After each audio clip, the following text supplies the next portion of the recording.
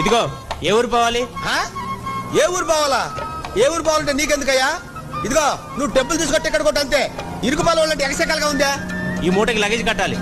ఈ మూటకి లగేజ్ కొడతాను? అవును. ఈ మూటకి లగేజ్ కొడతావా? ఇరుకు పాలు వాళ్ళంటే ఎగసెక్కలు కాకపోతే ఈ మూటకి లగేజ్ కొడతాను?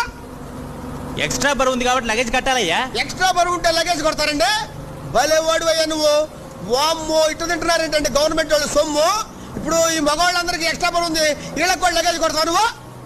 ఓయ్, లగేజ్ డబ్బులు ఇస్తే తీసుకెళ్తాను, లేకపోతే ఇక్కడ దించేస్తాను. అంటే దించేస్తావు నన్ను? ఎవరితో మాట్లాడతావు తెలిసే మాట్లాడుతున్నావా? ఏంటి నన్ను దించేస్తావా నువ్వు?